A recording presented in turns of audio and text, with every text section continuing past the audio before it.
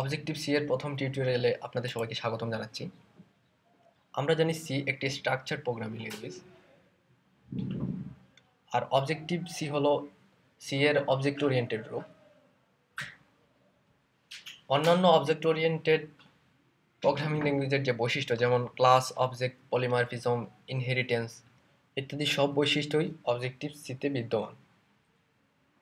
তাছাড়া message passing, categories, protocol আরও কিছু বৈশিষ্ট্য আছে। এই লেকচারটি যারা দেখছেন, আমি আশা করি আপনাদের প্রত্যেকেরই স্ট্রাকচার্ড প্রোগ্রামিং ল্যাঙ্গুয়েজ সি সম্পর্কে ভালো ধারণা আছে।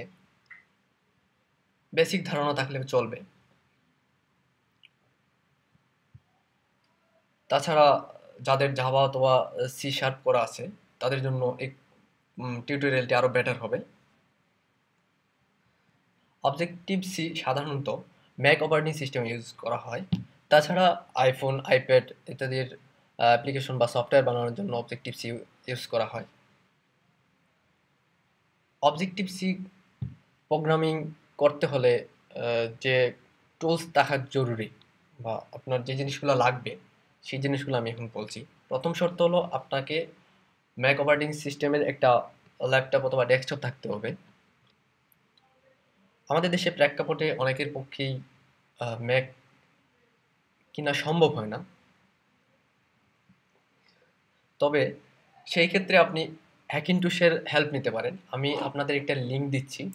এইখানে অনেক টিউটোরিয়াল আছে যে কিভাবে নন ম্যাকযুক্ত পিসিতে ম্যাক অপারেটিং সিস্টেম দিতে হয়। তাছাড়া এখানে আপনি কিছু টিউটোরিয়াল পাবেন যেখানে উইন্ডোজের পাশাপাশিও প্যারালালে আপনি ম্যাক চালাতে পারবেন। 2 নম্বর যেটা হলো যে আপনাকে এক্সকোড এসডিকে ইনস্টল দিতে হবে। তবে সেই ক্ষেত্রে আপনি চাইলে এই লিঙ্ক থেকে গিয়ে এক্সকোড ডাউনলোড দিতে পারেন। ডাউনলোড দেওয়ার সময় একটা জিনিস খেয়াল করবেন, যাতে আপনার ম্যাকের বর্তমান যে ভার্সন, সেই ভার্সনের সাথে যাতে কম্প্যাটিবল হয়। আমি আমার ম্যাকের ভার্সনটা আপনাদের দেখাচ্ছি।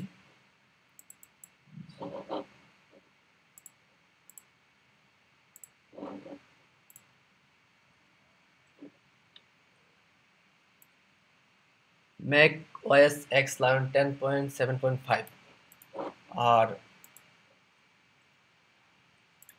এক্সকোডের ভার্সনটা হলো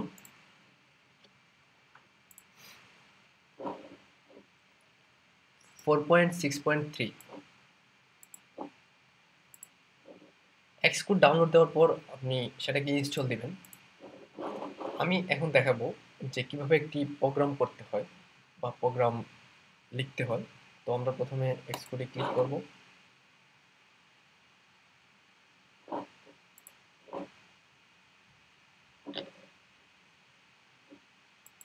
ফাইল, নিউ, প্রজেক্ট।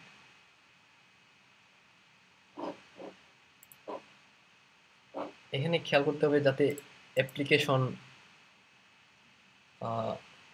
সিলেক্ট করা থাকে।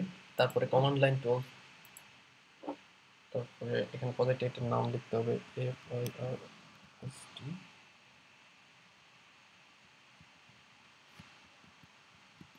First project.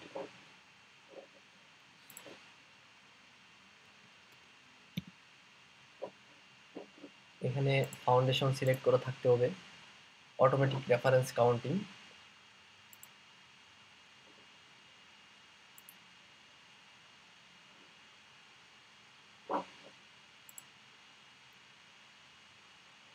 main.m হলো একটা ডিফল্ট ফাইল। প্রতিটা প্রোগ্রাম ক্রিয়েট করার পরে এটা অটোমেটিক ক্রিয়েট হয়ে যাবে, এখানে প্রোগ্রাম লিখে থাকবে। এটা হলো হ্যালো ওয়ার্ল্ড এর একটা প্রোগ্রাম, হ্যালো ওয়ার্ল্ড প্রিন্ট করবে। অনেক ক্লিক করলে আমরা দেখতে পাচ্ছি এখানে প্রিন্ট করেছে হ্যালো ওয়ার্ল্ড, হ্যালো ওয়ার্ল্ড।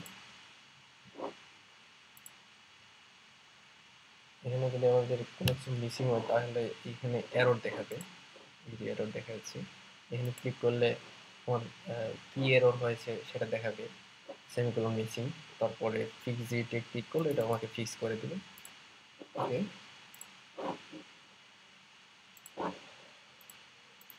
ধন্যবাদ আপনাদের সবাইকে।